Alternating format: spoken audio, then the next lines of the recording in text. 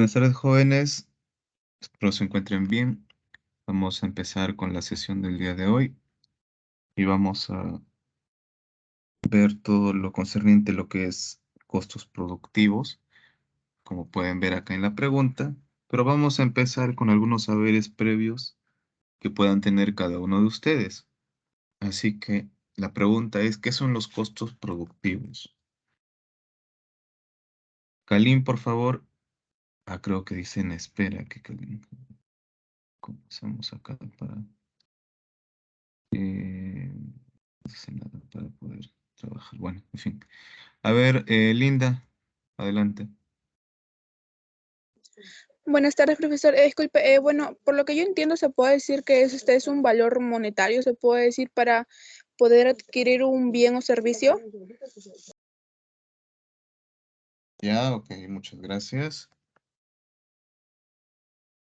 Bueno, entonces cuando hablamos de lo que son los costos productivos, vamos a llevarlo por el lado de un valor monetario.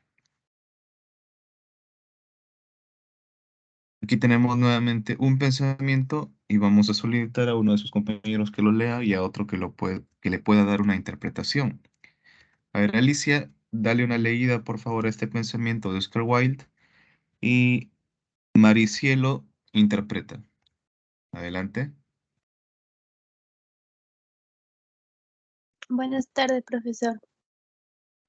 En los días que corren, la gente sobre el precio de todo y el valor de nada.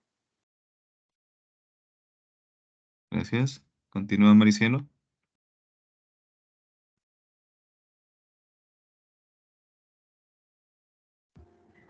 Profesor, buenas tardes, ¿me escucha? Sí.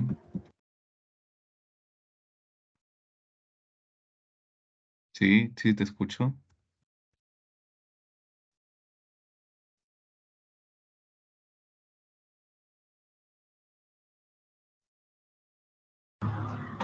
Bueno, por lo que entiendo es sobre, digamos, en los días que corren la gente sabe el precio de todo y el valor de la nada.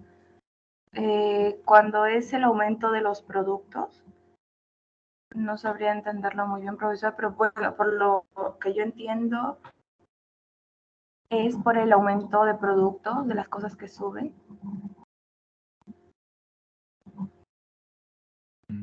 Ya. No lo entendí muy bien, profesor, disculpe. Ya, ok. Bueno, vamos a continuar. Vamos a empezar con lo que son los costos. A ver, ¿qué son los costos? Vamos a ir observando. ¿Quiénes están aquí? Benjamín, por favor, lee. Sí, profesor, buenas tardes. ¿Qué tal? A ver, el costo se define como el valor sacrificado para adquirir bienes o servicios que se mide el dinero mediante la Benjamín, reducción un de... favor, ¿es posible que puedas apagar la música de fondo que tienes Sí, si ya es lo vi. que Ya la dispone apagué. de Ya. tu voluntad? Ujú. Disculpe, pero... A ver, de nuevo. El costo se define como el valor sacrificado para adquirir bienes o servicios que se mide en dinero mediante la reducción de activos, desembolso o al incurrir en pasivos en el momento en que se obtienen los beneficios, adquisición de deuda. Bajo este prisma hay que analizar dos tipos de costos. Gracias. Ok, gracias. Muy bien, entonces lo que nos dice Benjamín es acerca de un valor, ¿cierto? Pero este valor sería un valor nominal, si lo podemos llamar de esa manera, porque va a encontrarse o se va a poder sustentar a través de lo que es una moneda, un tipo de cambio, lo que llamamos dinero, ¿cierto? Lo que llamamos dinero. ¿Y por qué menciono esto? Porque el dinero, si bien nosotros podemos verlo de forma constante, vamos a decirlo de esa manera, de forma muy visible, que podemos encontrar el dinero representado básicamente en monedas y también en billetes de diferente denominación. Ahora, cuando hablamos de lo que son las monedas, los billetes, no solamente vamos a hablar de lo que son las monedas y los billetes que son propios de nuestro país, sino también eh, podemos considerar también las otras monedas y billetes de otros países, así como lo que son las divisas. Pero muy aparte de ello, también entenderemos que parte del dinero físico que nosotros vemos en nuestros bolsillos o de repente al momento de poder ir a realizar cualquier tipo de compra, veremos otras formas en las que nosotros podemos manifestar u observar o entender lo que es el dinero o el valor del dinero.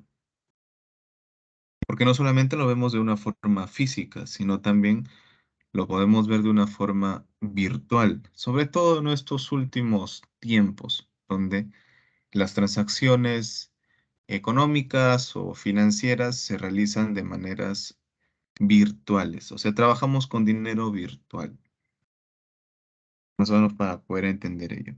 Entonces, cuando hablamos de costos, vamos a hablar eh, acerca de las cosas que nosotros vemos a nuestro alrededor y que se representan con un valor nominal. O sea, todo lo que nosotros podemos encontrar en nuestras casas, estoy hablando de lo que es material, por lo general tiene un valor nominal. Y algunas cosas que no se pueden conseguir eh, a través del dinero únicamente, también se entenderá como servicios, porque no solamente nosotros adquirimos bienes, es decir, algo concreto, sino también servicios que van a orientarse a satisfacer una necesidad nuestra. Entonces también podemos encontrar eso y que también se le puede dar un valor monetario. Entonces acá empezamos a entender algo que llamamos comprar y vender. Esto va a entrar como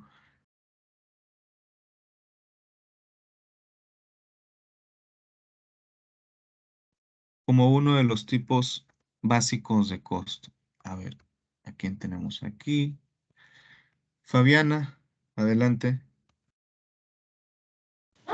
Buenas tardes, profesor. Costo de comprar y vender. El costo en este caso es el precio neto de compra que se cancela por un determinado bien, sumando los desembolsos necesarios, generalmente fletes, hasta que sea puesto a la venta. Un ejemplo de este tipo de costo es el de un supermercado que se realiza operaciones de compra-venta. Ok, muchas gracias. Entonces, un tipo de costo se podría entender también como aquellos que tercerizan las cosas o que se dedican a copiar y luego vender, ¿no? Y ahí en esa transacción es que se encuentra un margen de ganancia. A ver, voy a preguntar. Kalin Yaro, ¿me escuchas? Kalin Yaro. Kalin Yaro, ¿me escuchas? Kalin. Hola, Kalin, ¿me escuchas? Sí, profesor. Te veía en espera, por eso estaba preguntándote. ¿Estás aquí en la RU? Sí, profesor, sí está bien. Sino que mi ¿Ahora internet sí? está un poco lenta. Ah, ya. Ahora sí estás aquí. Muy bien. A ver, Kalin. Continúa, por favor.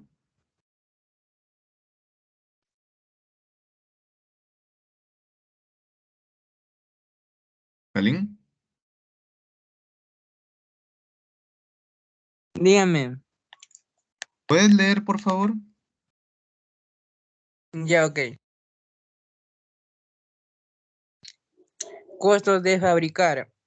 Se incorporan otros elementos al proceso de fabricación o de transformación.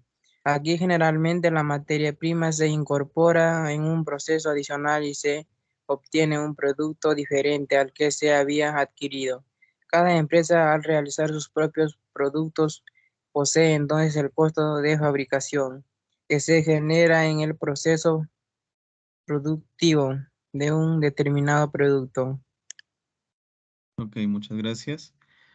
Entonces, aquí en este costo de fabricar o costos de fabricación, ahí menciona un producto diferente, ¿no? Acá menciona un producto diferente. Entonces esto hace referencia a que lo que se compra, inicialmente si hablamos de un transformador o de un fabricante, es la compra de las materias primas, insumos, posteriormente a ello, a través de un proceso de la propia fábrica, de la propia empresa, se va a ir desarrollando un nuevo producto, ¿no? Totalmente distinto a la materia prima insumo inicial.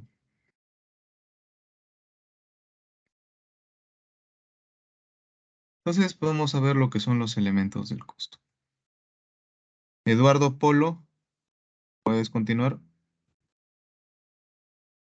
Ya, profesor, buenas tardes. Bueno. Elementos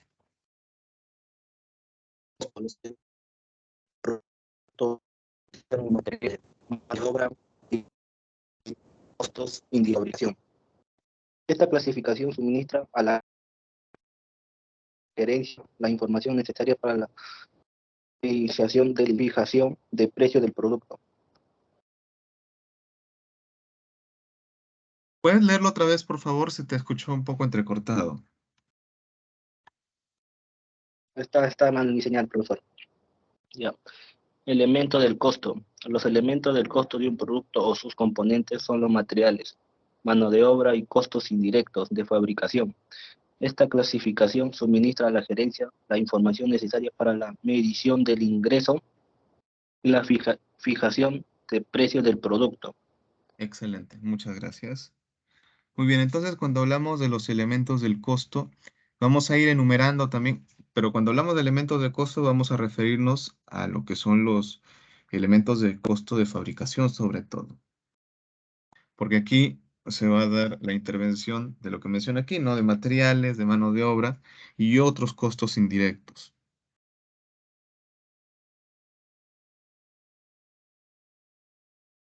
Y vamos a observar qué significan cada uno de estos componentes. Fernando, continúa. Sí, profesor. Materiales. Son los principales recursos que se usan en la producción. Estos se transforman en bienes terminados con la adición de mano de obra directa y costos indirectos de fabricación.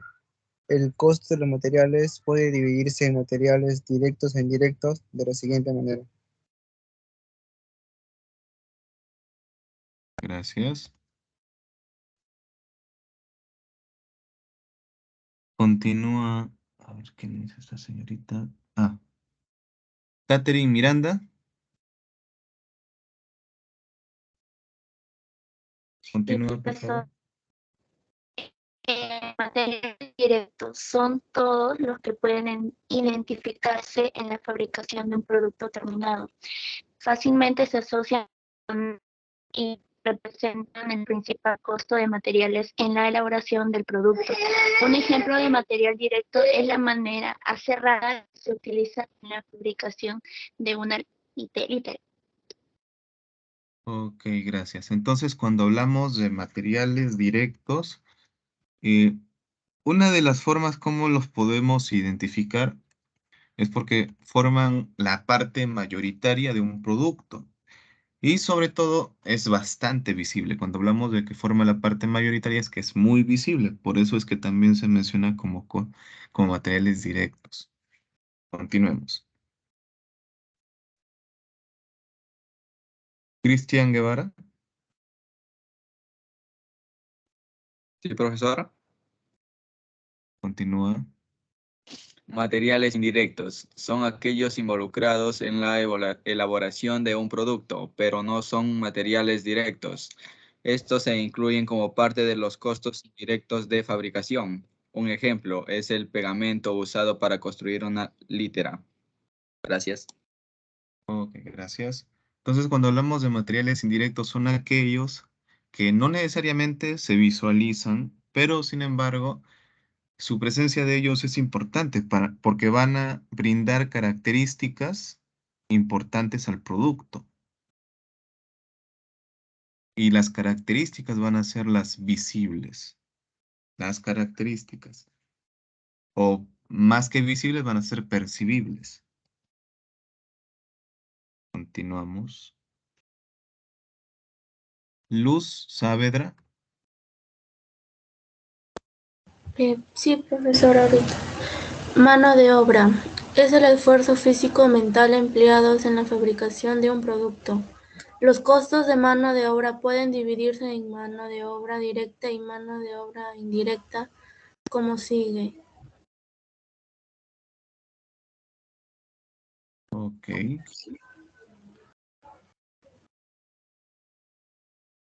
Continúa Tatiana Morales.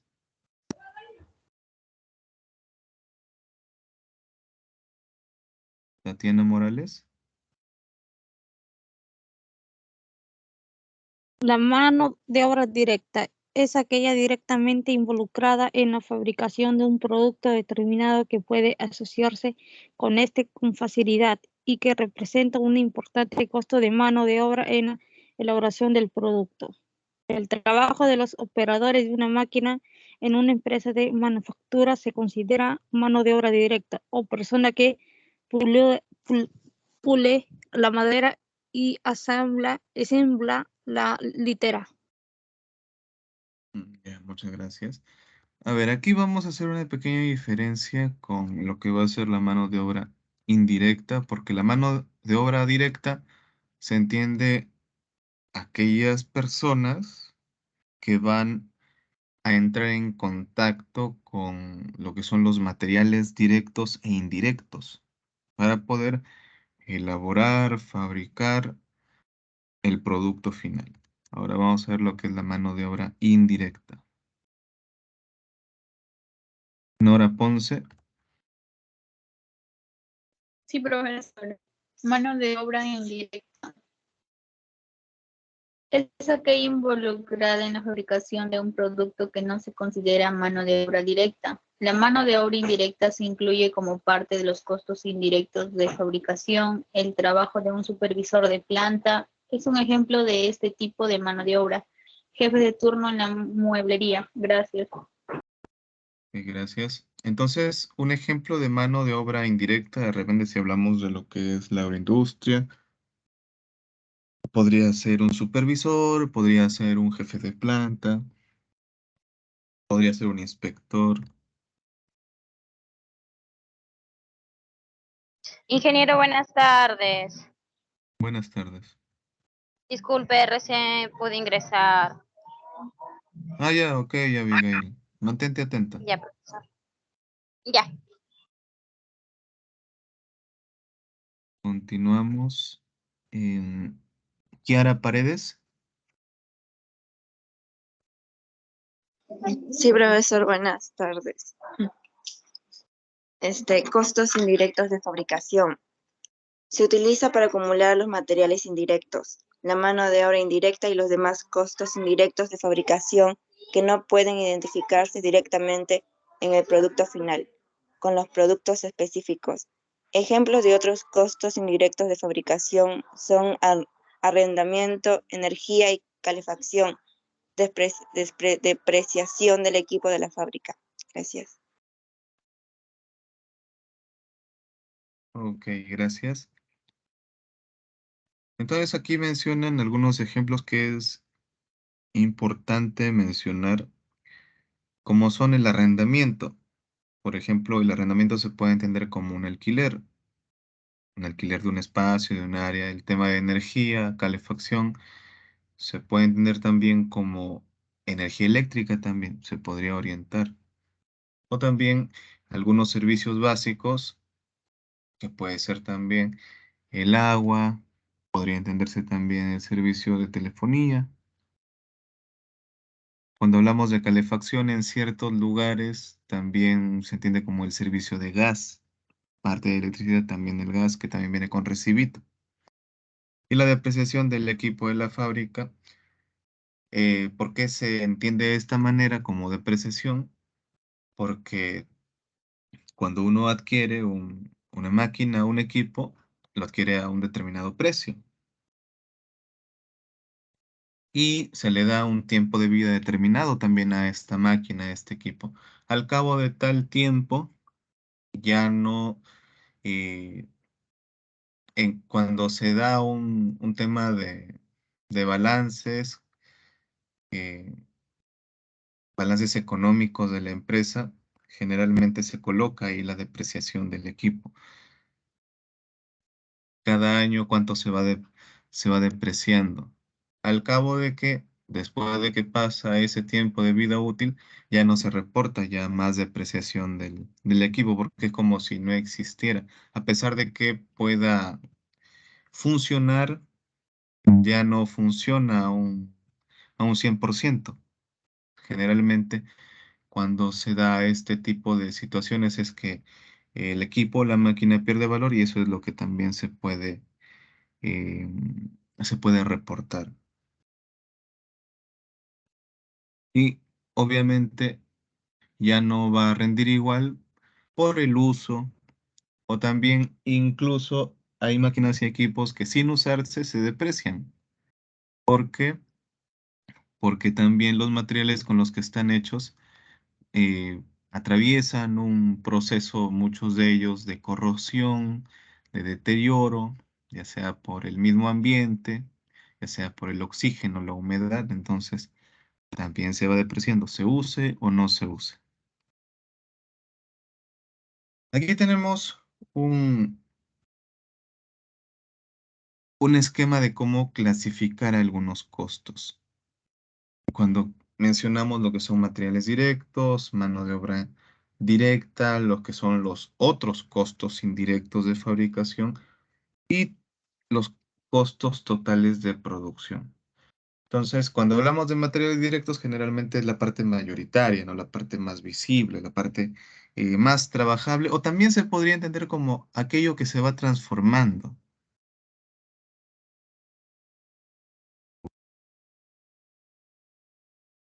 Aquellos costos indirectos de fabricación, ya se había mencionado, como los materiales indirectos, como la mano de obra indirecta y otros costos indirectos. Y la mano de obra directa será aquellos operarios, aquellos colaboradores que están en contacto directo con los materiales directos, valga la redundancia. Finalmente, todos los que se mencionan en esta diapositiva forman parte de los costos totales de producción. El material recuerden que lo tienen en el WhatsApp, lo pueden descargar y lo pueden revisar. A ver.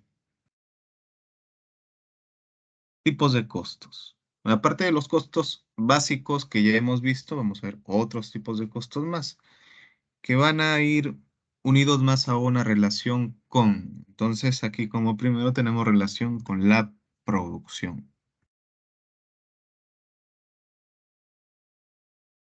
Pilar Albildo.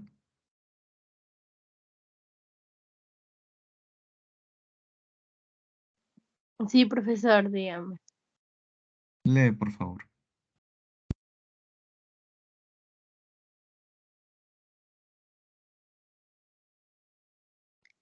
Relación con la producción.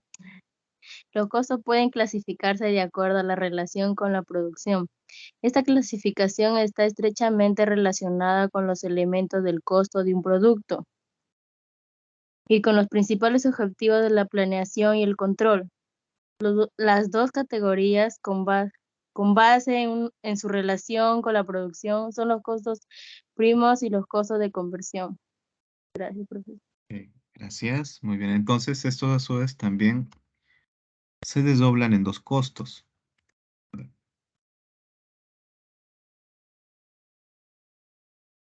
Brenda Reyes. Sí, profesor. Continúa. Costos primos. Son los materiales directos y la mano de obra directa. Estos costos se relacionan en forma directa con la producción. Costos de conversión.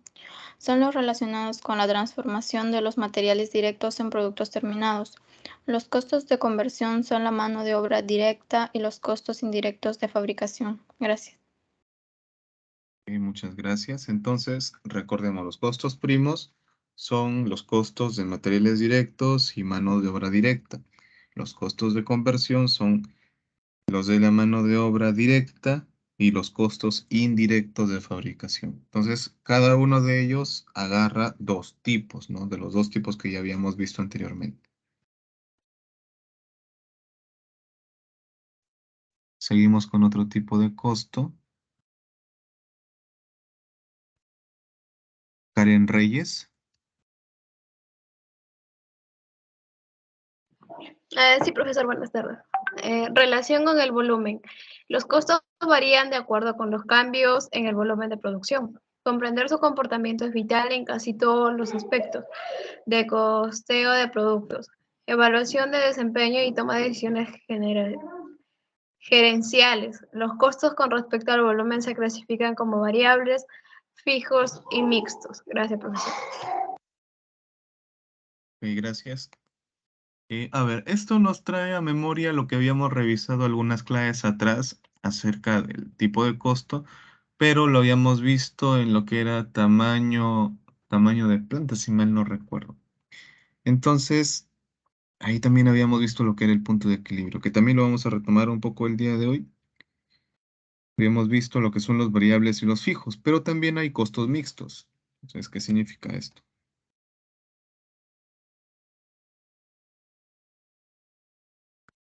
Recordemos que los costos variables varían en cuanto a lo que es la producción, pero vamos a leerlo. Anthony Rosales.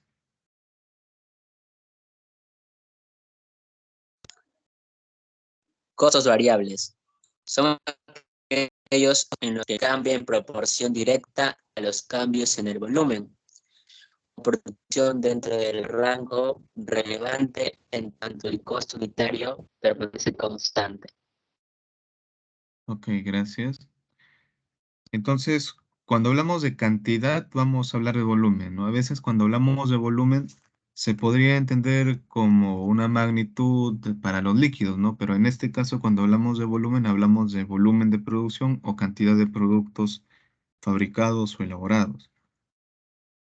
Aquí hay un detalle muy importante porque nos habla acerca de un costo unitario constante.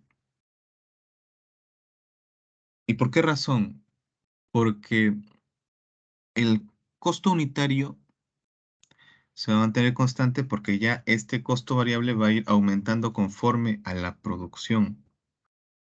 Entonces, si nosotros realizamos una división de los costos totales entre la cantidad de, de productos elaborados, se va a ver ahí que el costo de cada uno, el costo de fabricación de cada uno de estos productos va a ser igual y va a permanecer de esa manera.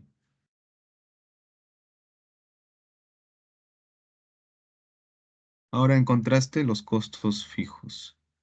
Rosángela.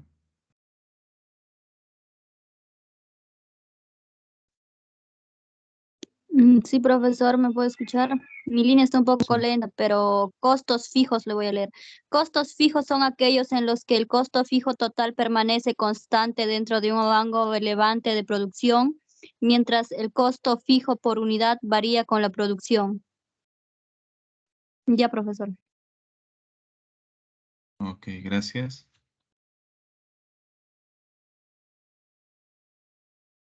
A ver, eso también ya lo habíamos visto anteriormente. ¿Por qué razón también variaba? Porque al realizar la división, bueno, veíamos que el costo fijo era el que se mantenía variable. Pero si es que nosotros nos damos cuenta, cuando hablamos de las curvas de los costos, a medida que se va produciendo, se va incrementando la curva de costo variable, pero la del costo fijo se va manteniendo. Por lo menos hasta donde admite la capacidad de lo que es la planta o lo que admite lo que es tamaño de planta.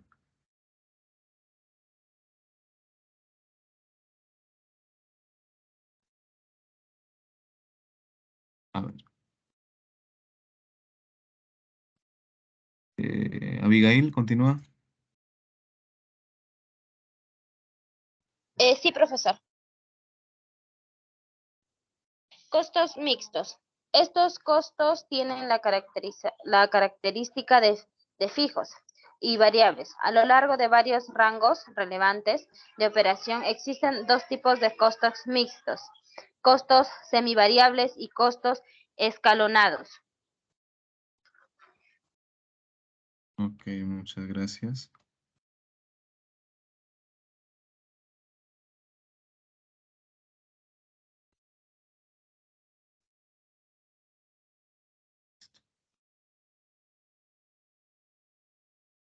A ver.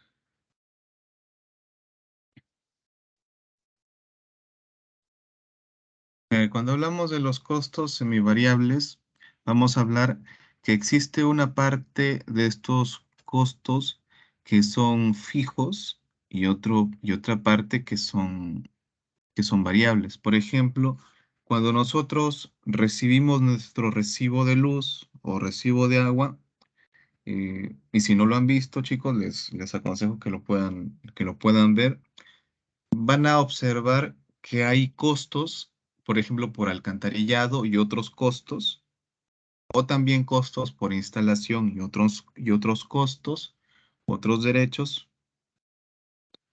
que se mantienen fijos. Si ustedes revisan recibos de diferentes meses, verán que se mantienen invariables. Sin embargo, en la parte que ya habla de consumo, ahí verán una variación que no es tan grande, porque el consumo mensual eh, es bastante parejo. Es bastante parejo si es que hablamos de una cantidad de personas y de un ritmo de actividades diario que no, que es constante, que es rutinario. Pero veremos ciertas fluctuaciones. Por ejemplo, en algunos meses seguramente se verá un consumo de tantos watts hora y en otros de tantos watts hora, quizá un poquito más, quizá un poquito menos. Lo mismo también cuando hablamos de lo que son los metros cúbicos de consumo en el caso del agua. Veremos que en algunos tenemos un consumo tal y en otros un consumo quizá un poco menor o un poco mayor. Eso es lo que llamamos como las partes variables. Y los otros pagos que son fijos, hablaremos de cargos fijos. Cuando hablamos de costos escalonados, aquí ya se va a hablar de algo un poco distinto, porque podemos mencionar esto cuando trabajamos en base a cantidades que van a ir en aumento. Por ejemplo, podríamos mencionar, si tenemos en un lugar donde trabajamos con determinada cantidad de colaboradores u operarios, entonces diremos, bueno, por esta cantidad de colaboradores vamos a necesitar un supervisor, un controlador, por ejemplo. Pero se puede decir, bueno, si tenemos una campaña más grande, diremos, vamos a necesitar adicionar más colaboradores, que sería la mano de obra directa, ¿correcto?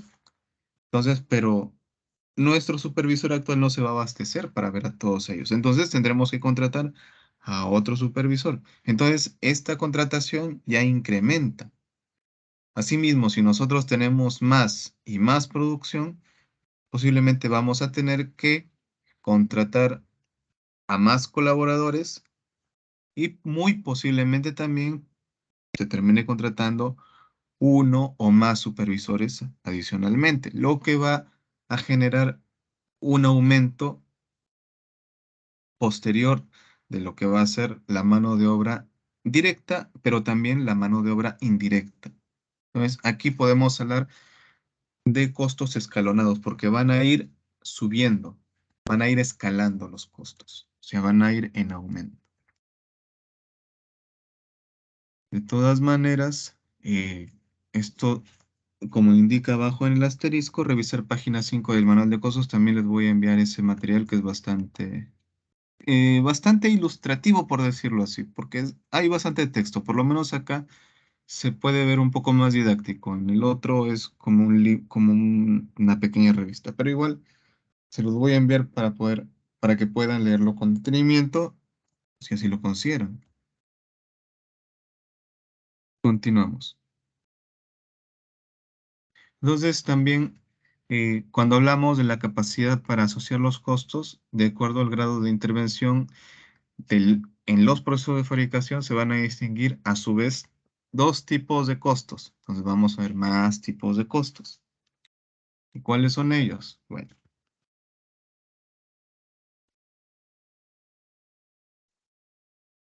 ¿Puedes leer Seth, por favor? Sí, profesor. Costos directos son aquellos que las empresas es capaz de asociar con los artículos o áreas específicas se encuentran directamente involucrados en el proceso productivo, los materiales directos y los costos de mano de obra directa de un determinado producto. Gracias. Gracias. Entonces hablamos de los costos directos, como que ya habíamos visto anteriormente, materiales y costos de mano de obra. Y los costos indirectos serán aquellos también que se relacionan con los anteriores, que serán mano de obra indirecta, materiales indirectos y otros costos indirectos.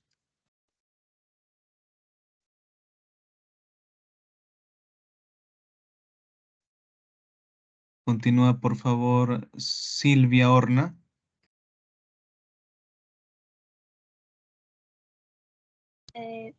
Periodo en que se encargan al ingreso.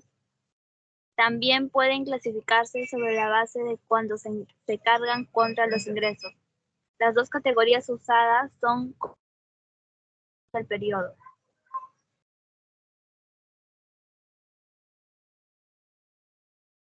Gracias.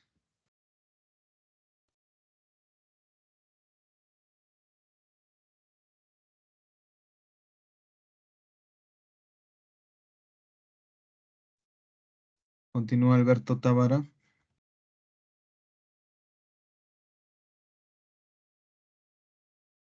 Hola, profesor, buenas tardes. Ya. Los costos de producto son los que se identifican directamente e indirectamente con el producto. Estos son los materiales directos, la mano de obra directa y los costos directos de fabricación. Estos costos no suministran ningún beneficio hasta que se venda el producto.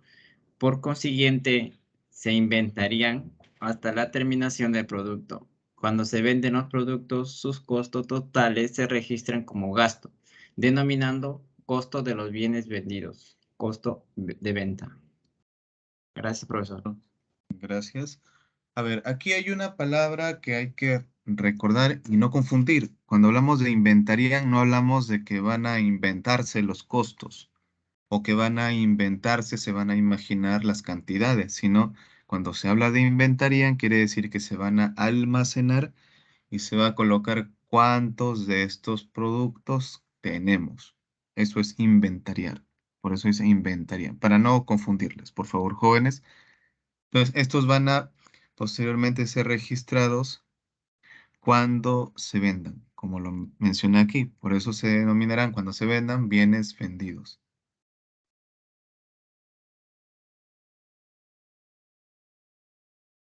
Entonces, el costo de los bienes vendidos se enfrenta con los ingresos del periodo en el cual se venden los productos. ¿Y por qué se menciona con el costo de los bienes vendidos? Bueno, los costos de los bienes vendidos van a ser los costos de fabricación. Ya lo tenemos entendido. ¿Y por qué hablamos de que se enfrentan? No, cuando hablamos de que se enfrentan, vamos a colocar ahí como un tipo de versus o vamos a imaginarnos un plano cartesiano donde vamos a tener cuál es el monto que ascienden los costos vendidos y cuál es el monto que asciende eh, los bienes vendidos, pero en material ya de ingresos. Porque cuando hablamos ya de ingresos, no vamos a hablar de lo que me cuesta cada producto o el total de los costos de los productos que se venden, sino cuando hablamos de ingresos, vamos a hablar de la multiplicación de la cantidad de productos por el precio. Entonces, cuando hablamos ya de precio, ya hablamos de algo distinto, porque en el precio se está incluyendo un margen de ganancia, o también, como ya lo habíamos visto, un margen de utilidad. Recordemos eso. Continuamos. Evelyn Torres. Sí, profesor. Continúa, por favor. Costo del periodo. Estos costos que no están directamente ni indirectamente relacionados con el producto no son inventariados. Los costos del periodo se cancelan inmediatamente, puesto que no pueden determinarse en ninguna relación entre otro costo e ingreso. Los siguientes son los ejemplos de los costos del periodo: el sueldo de un contador, gastos administrativos, luz, agua, teléfono, gastos generales, etc. Ok, muchas gracias. Entonces, aquí vamos a hablar acerca de ciertos pagos que se tienen que hacer mensualmente o periódicamente, si queremos mencionarlo de una forma un poco más general, como son los servicios básicos, los cuales ya habíamos hablado que eran costos indirectos, ¿cierto? Y ya que no se limitan, de repente, si es que no se limitan a una campaña o no se limitan a lo que es un lote de producción, porque por ejemplo, uno puede terminar de fabricar un lote de producción, pero no llegó al mes, de repente no llegó ni a la semana, o quizá puede extenderse más de un mes, es que hablamos de un lote de producción muy grande, quizá, ¿no? Porque generalmente los lotes de producción pueden ser lotes por turnos de trabajo, incluso por días nada más. Entonces, esto va a obedecer otra forma de poder contabilizarlo, porque en realidad no se van a poder eh, inventariar, porque generalmente son servicios, es decir, que no los puedes almacenar, no puedes almacenar a un contador, no puedes almacenar el servicio de un contador. Un momento, por favor.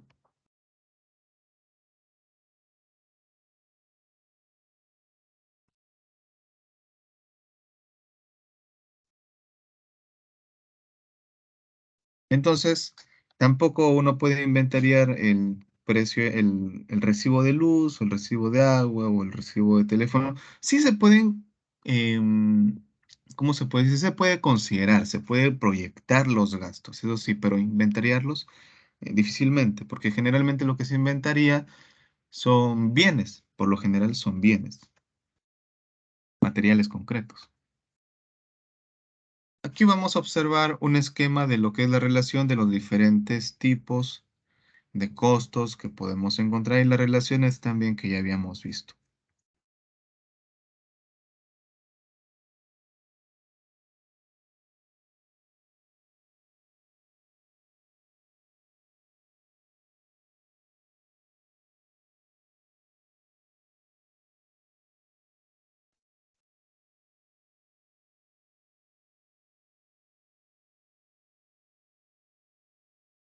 La parte 4 son los métodos de asignación. A ver, vamos a leer los métodos de asignación. Héctor Zabaleta. Sí, profesor. Método Adelante. de asignación. Para efectuar una correcta asignación de costos es necesario tener presente los conceptos antes indicados, vale decir, aquellos costos directos e indirectos y más aún la separación taxativa que existe, que se explicará a continuación. Gracias. Ok, muchas gracias. Entonces aquí vamos a asignar, como lo mencioné, hay método de asignación. Se van a ir asignando cuáles van a ser costos y también cuáles van a ser gastos. Se va a hacer una separación, se va a hacer una diferenciación. Pero para eso necesitamos también conocer qué es un costo y qué es un gasto. A ver, Javes Flores.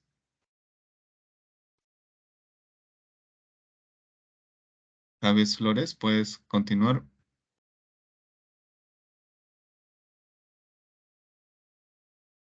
Javes Flores.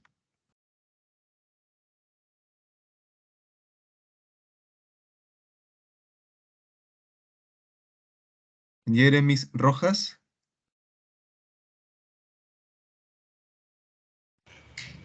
Presente, profesor. Adelante, por favor. Métodos de asignación, costos y gasto. Un costo, desembolso que se recupera con la venta del producto, puesto que sus elementos tienen que ir incorporados en el precio de venta. Gasto, desembolso que no se recupera, es una pérdida, puesto que es un concepto que no constituye elementos del costo, como por ejemplo el gasto de teléfono.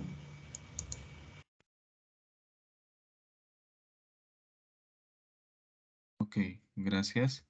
Y acá hay algo muy interesante cuando hablamos de lo que son los costos y lo que son los gastos. Cuando se habla de costos, se trata de poder recuperarlos cuando son vendidos. Generalmente se tiene que dar en el precio de venta, ¿no? Se tendría que dar ahí. Aunque también cuando hablamos de costos, nosotros ya contabilizamos cuáles son los costos, ya sabemos lo que hemos gastado, o bueno, en lo que hemos gastado. Pero cuando hablamos de gastos, bueno, acá se menciona como una pérdida, ¿no? Que no se recupera. Es decir, que el gasto en realidad no se ve reflejado. Eso quiere decir que el gasto no se ve reflejado en el precio de venta. Bueno, no necesariamente. En realidad, el gasto, si bien no se calcula de forma matemática, quizá por decirlo así, o una forma tan, a ver, ¿cómo mencionarlo? Tan metódica, el gasto podríamos recuperarlo en lo que llamamos precio de venta, como ya lo habíamos mencionado, pero no contabilizándolo como un costo, sino hablando ya como margen de ganancia o como utilidad. Por esas razones que anteriormente cuando vimos el punto de equilibrio, pero no como un punto de equilibrio exactamente, sino adicionándole lo que eran las utilidades, allí es donde uno puede recuperar esos gastos, porque si hablamos de pérdidas, la empresa obviamente va a tener que realizar cada uno de estos dos puntos. Va a haber un egreso de dinero, ya sea por costos productivos o ya sea por gastos. Van a ver, van a ver de todas maneras. Sin embargo, si es que hablamos de lo que es el margen de ganancia, lo que hablamos de lo que es el precio de un producto, allí es donde se tiene que poder recuperar este gasto. Nuevamente, la empresa no debería sufrir pérdidas. Por esa razón es que muchas veces algunas empresas o algunas pequeñas empresas no consideran ciertos costos, no consideran ciertos gastos y cuando lanzan un precio de venta o cuando venden sus productos, los venden a montos muy cercanos a lo que es el costo, al costo productivo, que no está mal, pero se olvidan de considerar algunos costos y muchos gastos. Entonces, como que uno establece este precio, ve que se vende bien, pero al momento de realizar la contabilidad, al momento de encontrar la utilidad, uno se da cuenta de, oye, pero no estoy recuperando, no estoy ganando lo que me esperaba ganar. Entonces, porque hay gastos que uno no considera y no lo coloca. Ahora, también cuando hablamos de lo que es, y esto ya lo vamos a ver ya casi inmediatamente después, cuando hablamos de gastos, también vamos a mencionar, solamente lo voy a mencionar porque después lo vamos a ver, lo que son montos de utilidad, o lo que es la utilidad bruta y lo que es la utilidad neta. Y ahí lo vamos a entender un poquito mejor esto, porque también cuando hablamos de utilidades, vamos a observar que hay otros egresos, no le voy a llamar gastos, sino van a haber otros egresos, los cuales se tienen que dar respecto a la ley. Y son egresos de acuerdo a las leyes fiscales del Estado, los cuales también van actualizándose y van cambiando. Seguimos.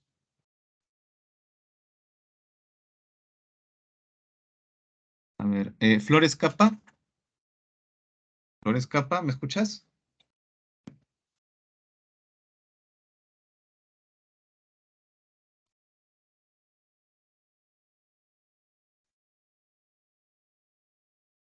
Flores Capa. Hola, Flores.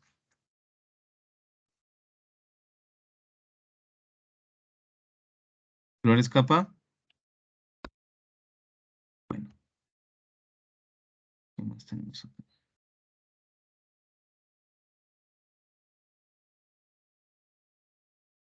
A ver, adelante, Maricielo. Asignación de los materiales. Se deben asignar al costo del producto a través del precio de adquisición. Es decir, su costo será el costo de comprar, más los fletes y demás desembolsos, hasta que sea puesta a disposición de producción.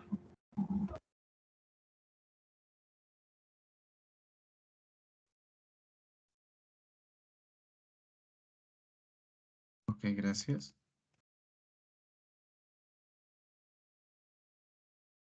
Continuamos.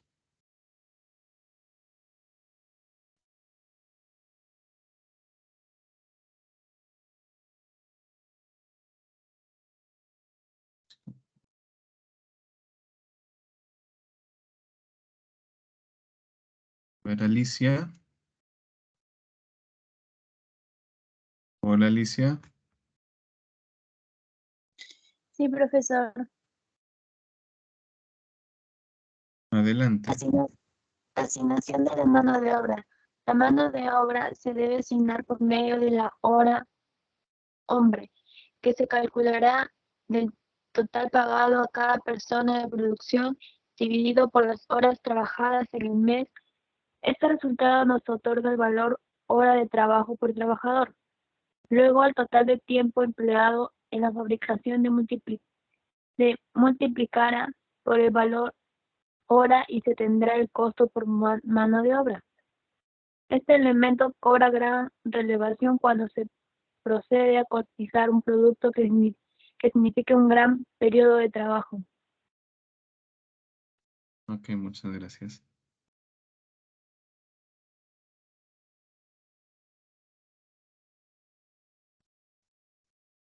A ver, generalmente las horas hombre se van estableciendo de acuerdo a lo dispuesto de cada empresa. Sin embargo, de acuerdo a ley, se hablan de sueldos mínimos. Entonces, la empresa ya se le dirige, ya por ley, a que el costo de hora hombre tiene que ser por lo menos tal. Por ejemplo, actualmente creo que el sueldo mínimo está en 1050. Me gustaría que me dijeran, no estoy muy actualizado ahorita en ese tema. Me parece que está en 1050, me parece. Entonces, si habláramos de 1050 y hablamos de una jornada de 8 horas, entendiendo que son 4 semanas, pongámoslo de esta manera, ¿no? Que son 4 semanas, son 8 horas, se trabajan 6 horas, entonces sería 6 por 8, perdón, 6 días, de lunes a sábado, 6 días, 6 por 8, 48 horas semanales. Si lo multiplicamos por 4, a ver, veamos. 192. Muy bien, 192. Entonces, si dividimos 1050 entre 192, encontraremos una hora hombre aproximadamente de 5,46875, redondeándole a 5,47 soles la hora hombre. Si hablamos de un sueldo mínimo de 1050 aproximadamente, porque generalmente no trabajamos en base a 192, sino se trabaja en base a 200 horas, porque no son 4 semanas exactamente, ¿ves? Son 4 semanas, es decir, son cerca de 24 días más un día más. Entonces, si habláramos de 1050 entre 200, no, son 1050 entre 200, hablaríamos de un pago de hora hombre o un valor de hora hombre de 5,25 soles. Entonces, esto se va a aplicar para los sueldos mínimos, pero si el sueldo es más del mínimo, entonces veremos un incremento, obviamente. Hay ciertos momentos donde también esta hora hombre aumenta, pero eso ya lo veremos más adelante.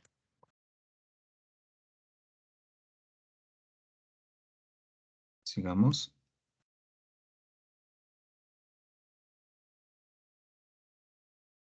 Continúa, por favor, Benjamín.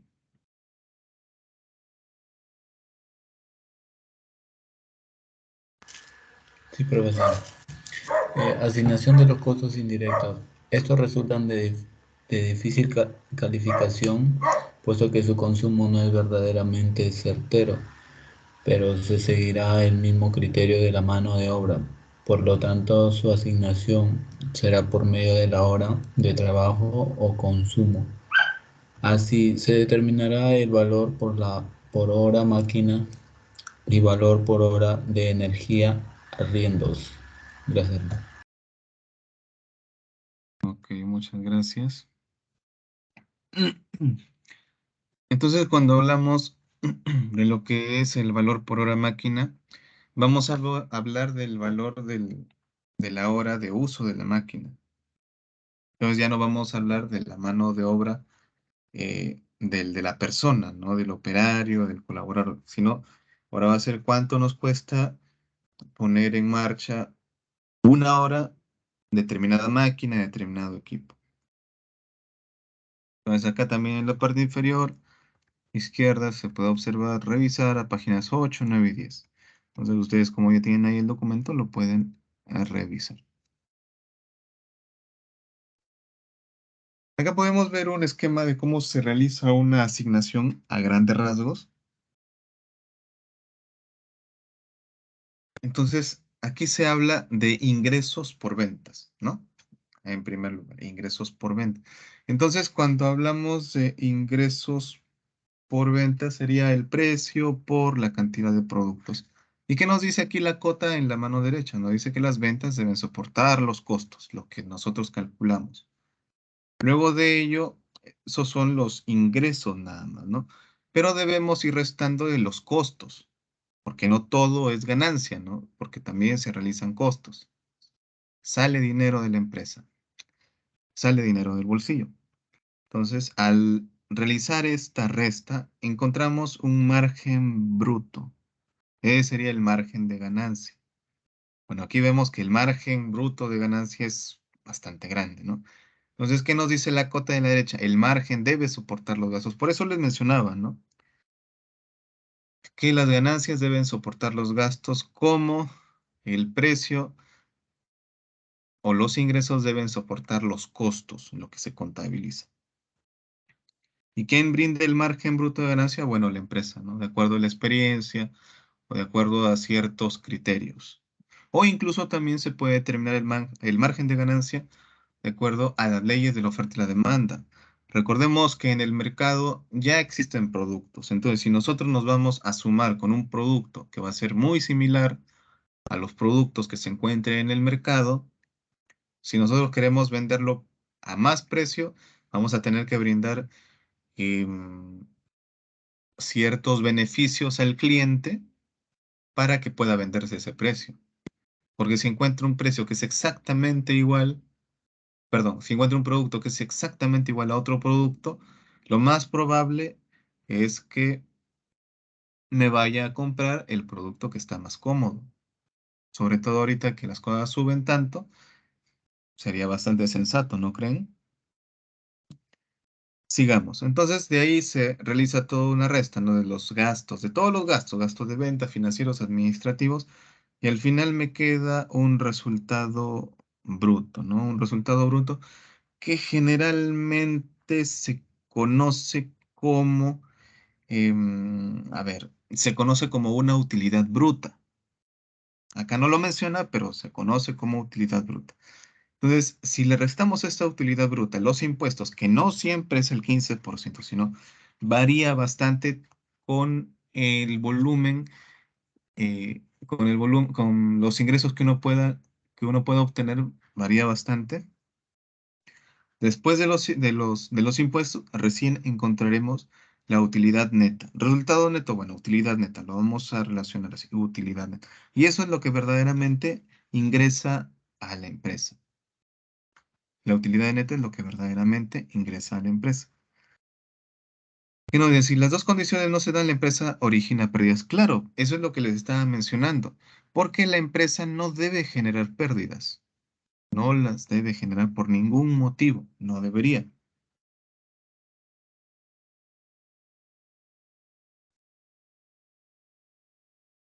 5, punto de equilibrio. A ver. Tatiana Morales. Punto del equilibrio. Es aquel punto en el cual no existe utilidad. En ese punto, el ingreso total es igual a los costos totales. Entonces, se puede establecer la siguiente igualdad. Ingresos totales igual costos totales. De esto se puede extraer 3 conclusiones fundamentales. Gracias.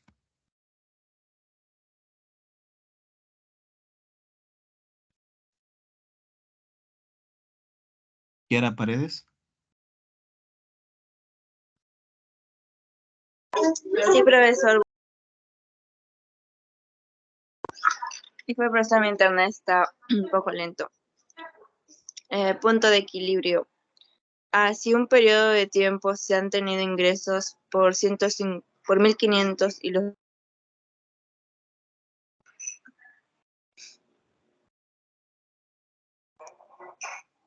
Profesor, ¿me escucha? Mi internet está lento. Adelante, te escucho. Si en un periodo de tiempo se han tenido ingresos por 1.500 y los costos totales han sido de 1.500, quiere decir que no se ha ganado absolutamente nada. Y T es igual a CT, entonces 1.500 es igual a 1.500. Ya, muchas gracias.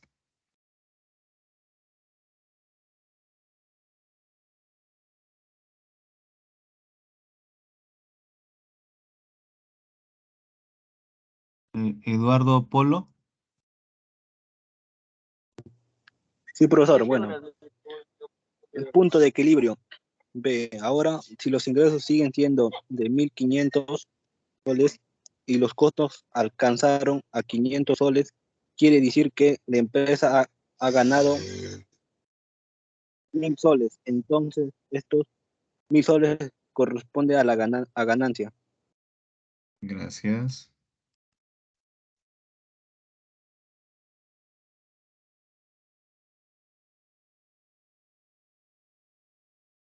Anthony.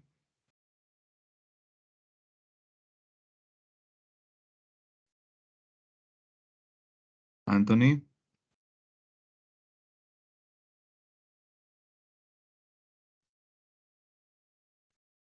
Sí, profesor, disculpe. Me da un poquito feo mi internet. Adelante. Punto de equilibrio. Por último, si los ingresos siguen siendo 1.550 soles y los costos totales han sido 2.000 soles, nuestra empresa ha perdido 500 soles, entonces 500 soles corresponde a pérdida. La determinación del punto de equilibrio es de vital importancia, ya que el empresario debe tener presente el volumen de ventas o ingresos mínimos a generar en un periodo de trabajo. Gracias. Muchas gracias. Muy bien. En el manual de costos, en la parte inferior izquierda, podemos encontrar también las páginas que pueden revisar para profundizar un poquito.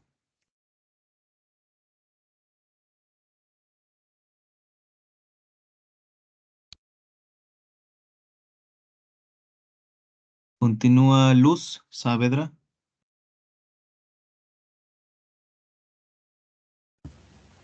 Sí, profesor. Margen de contribución por unidad. Es el excedente disponible para cubrir el costo fijo y quizá proveer utilidad después de que las ventas se hayan utilizado para cubrir el costo variable. Precio de venta por unidad. Costo variable por unidad. Ya, profesor. Ok, gracias. Entonces, ¿qué nos quiere decir eso? Que acá nos menciona el excedente disponible para cubrir el costo fijo. Bueno, ya habíamos hablado de lo que son los costos, ¿no? Que el precio de venta debería cubrir ese costo.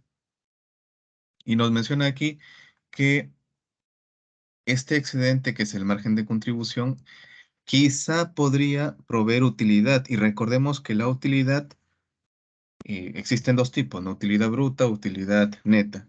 Pero esta utilidad debería colaborar para poder generar, antes de obtener la utilidad neta, un margen que nos permita cubrir ciertos gastos. Acá nos menciona para cubrir los costos variables, pero en realidad esto ya debería estar soportado en el precio de venta, como lo habíamos visto en el esquema. Pero acá hay una fórmula interesante que igual lo vamos a revisar.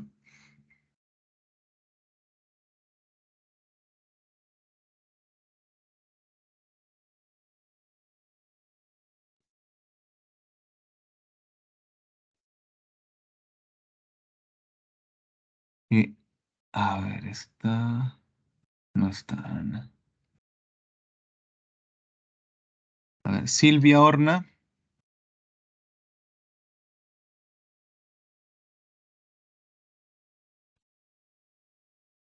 Silvia Horna.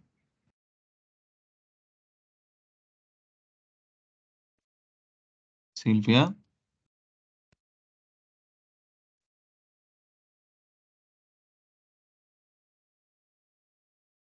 Hola Silvia, ¿me escuchas?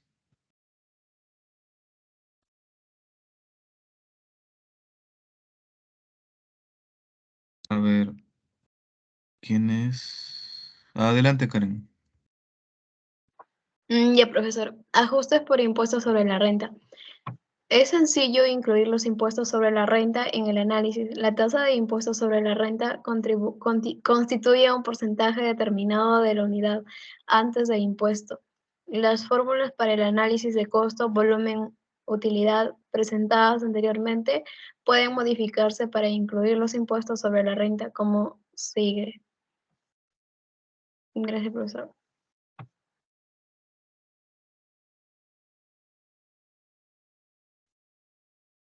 Ok, gracias. Muy bien, entonces esta fórmula nos va a permitir determinar las ventas que se tendrían que realizar, o sea, en unidades, ojo, en unidades, para lograr la utilidad que nos estamos poniendo el objetivo de obtener. Recordemos eso. Acá el detalle es que se menciona un porcentaje de impuestos, ¿no? Este posiblemente va a ser uno de los valores más sencillos, podríamos decir, que se van a poder reportar, porque el porcentaje de impuestos, o bueno, o la tasa impositiva de impuestos, quien te lo va a brindar es el Estado. Es el que te va a dar los impuestos de acuerdo, como ya había mencionado, a los volúmenes de ingreso, al dinero que ingresa por concepto de ingresos. Por ejemplo, hasta el año pasado estábamos manejando esta forma de recaudación, lo que van a leer ahora. Pero se ha estado actualizando nuevamente este tarifario, por así decirlo. Época de pandemia, bueno, ha incrementado algunas tasas. A ver, ¿quién estaba aquí? Abigail. Sí, profesor. Ajustes por impuestos sobre la renta. A la primera es 15 UIT, unidad impositiva tributaria, de 42.000 de utilidad operativa, utilidad de antes de los impuestos, se le aplicará un impuesto a la renta del 10%. Si la utilidad operativa excede las 15 UITs, a ese excedente se le aplicará una renta del 29,5%. Ok, muchas gracias.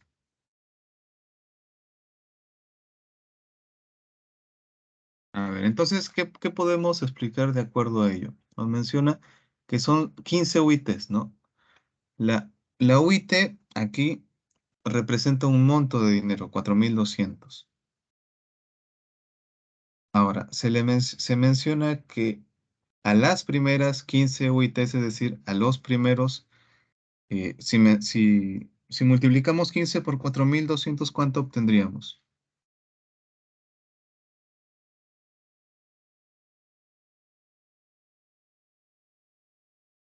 6.300. 63.000 soles, ¿cierto? 15 por 4.200, 63.000 soles. Entonces, lo que nos indica que las utilidades, antes de los impuestos, ojo, acá dice antes de los impuestos. Entonces, cuando tenemos una utilidad operativa o una utilidad bruta también conocida, si llegamos a los 63.000 soles, entonces se paga el 10%, es decir, de esos 63.000, el 10% se le resta como impuesto. Entonces, el 10% de 63.000, ¿cuánto es? Es 6.300. Entonces restamos 63.000 menos 6.300 y eso es lo que nos queda como utilidad neta. Lo que verdaderamente ingresa a la empresa. Ahora, la salvedad que nos indica aquí es que si la utilidad bruta excede las 15 UITs, es decir, por ejemplo, no que no sean 63.000, sino sean 63.050, 63.050 soles. Entonces, a ese excedente se le aplicará un impuesto a la renta del 29,5. Entonces, hablamos de qué tipo de impuesto? Del impuesto a la renta. Entonces, a ese monto excedente se le va a cobrar el 29,5%. ¿Cuánto es el 29,5% de 50 soles?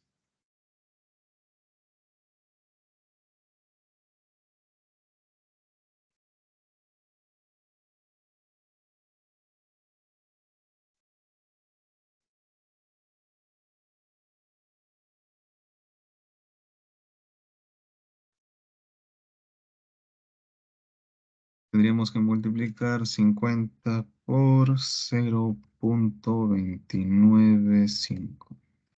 Y obtenemos 14,75 soles. Eso sería el 29,5%. Entonces, si tuviéramos el monto de utilidad bruta de 63.050 soles, serían los 6.300 de las primeras 15 UIT más los 29,5 del excedente, ¿no? Del excedente. Entonces sería 6.300 más 14,75, lo que me daría 6.314,75 soles por impuestos, ¿no? Lo que les había mencionado anteriormente es que esto se ha actualizado. Entonces, por ejemplo, lo que se ha actualizado es la unidad impositiva tributaria. Ya no es de 4.200. Ahora, para este año, justo para este año 2022, es 4.600. ¿Quieren que les cuente una anécdota? A ver, vamos a ver si todavía tenemos tiempo. Si no, la anécdota ya se los cuento cuando nos veamos personalmente. Estamos un poco tarde, mejor se los cuento cuando nos veamos personalmente. Entonces, vamos ya un poco acabando. Análisis de riesgo y utilidad. Profesor, cuéntanos. ¿Quién puede continuar? Yo, profesor. Yo, profesor, si gusta Tábara. Reyes. A ver, Fernando, adelante. Una Hola, medida Fernando. útil para la... Sí, profesor. Una medida útil para la gerencia en la planeación de la utilidad es la del porcentaje máximo en que las ventas esperadas pueden disminuir y aún generar una utilidad. Esto se conoce como margen de seguridad y se calcula así. Margen de seguridad es igual a ventas esperadas menos ventas en el punto de equilibrio sobre ventas esperadas. Ok, muchas gracias. A ver, vamos a explicar un poquito esto. Habla acerca de un margen de seguridad. Bueno, yo lo conozco a esto como colchón. Yo lo conozco como colchón.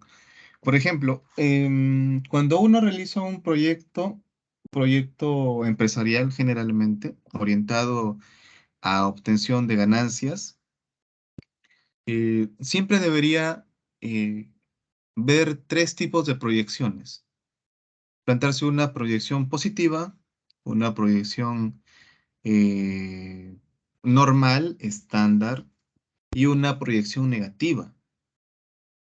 ¿Y por qué motivo? Porque no sabemos lo que puede acontecer. Por ejemplo, el tema de la pandemia ha sido algo inaudito, algo excepcional, que a pesar de repente que muchos empresarios seguramente habrán contemplado estos tres horizontes o estas tres proyecciones, incluso su proyección negativa, más negativa, por decirlo así, no fue tan negativa como la que como la que eh, generó la pandemia. Entonces ya eso salió del proyecto de todos, salió en la proyección de todos. Pero didácticamente, académicamente, siempre se menciona que se debe contemplar estos tres puntos. Entonces, si nosotros hablamos de, de una proyección positiva, nosotros diremos, bueno, ese es el mejor, eh, es un plan optimista, también se le puede llamar como un plan optimista. Ese es decir, todo lo que produzcamos lo vamos a vender. Así, de esa manera. Es lo más optimista posible que se puede ser. En un plano estándar, bueno, diremos, vamos a producir, pero vamos de repente a generar una venta del 80%, digamos, ¿no? Del 80 o de repente, digamos, de un 70%. Ya, ok. Todavía está dentro de nuestro margen, ¿no?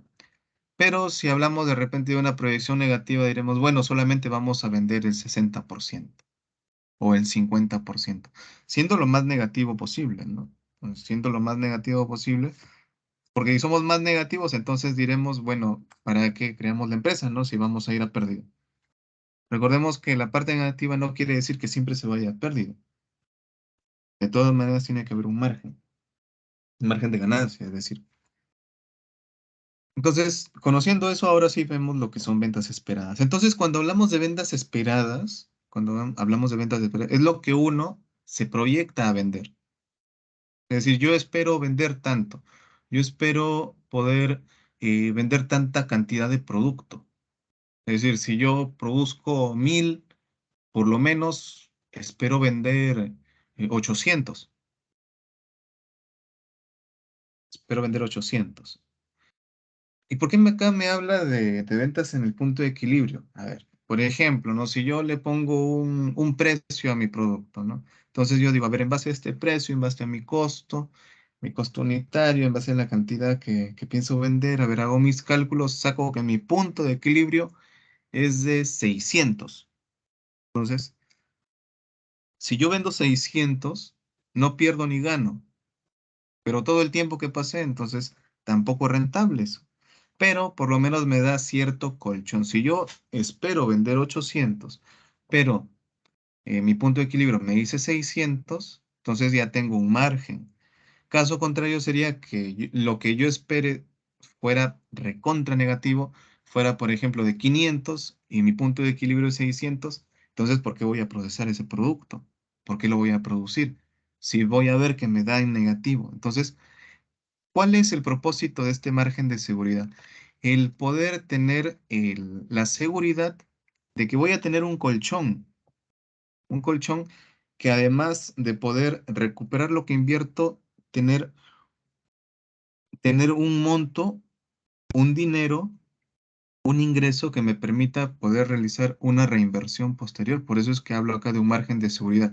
Si hablamos de 800 y 600, hablaremos de un más 200, no un positivo 200. Sobre 800, entonces, ¿cuánto es 200 sobre 800?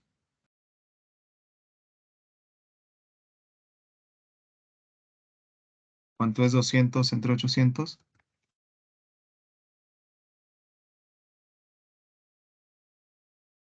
Será 0,25, ¿no? Entonces tengo un margen de seguridad, de acuerdo acá a la literatura, de 0,25. Ese es mi margen de seguridad. Entonces, si mi margen de seguridad es positivo, excelente, excelente. Porque más o menos yo me proyecto que voy a tener ingresos y voy a tener también un margen para poder reinvertir. ¿Para qué nos sirven los costos? A ver, esa es una pregunta muy importante, porque si vamos a estar acá solamente ocupando nuestro tiempo, entonces ¿de qué nos sirve, no? Porque estamos invirtiendo este tiempo aquí. Si no, lo pudiésemos invertir en otra actividad. A ver. Jeremis.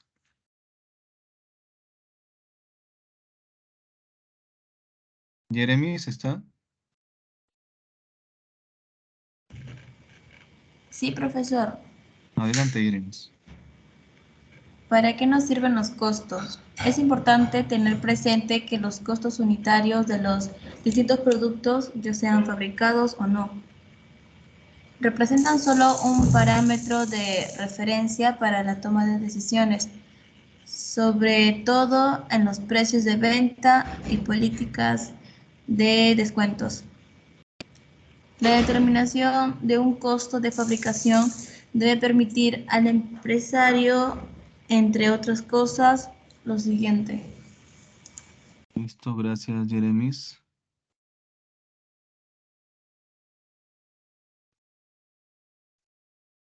Continúa, Seth.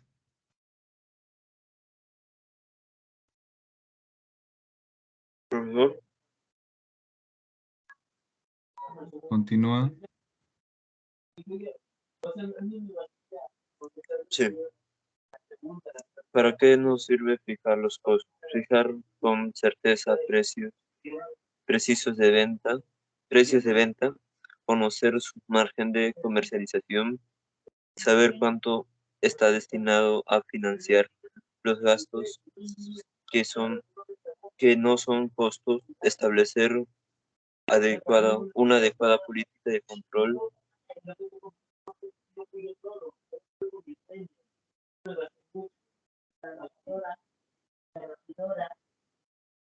Profesor. Sí, adelante. Disculpe, creo que se cortó. De control y reducción de costos. Permite una correcta evaluación de inventario de productos terminados, una adecuada valorización de sus elementos para cada ítem de costos. Gracias. Gracias.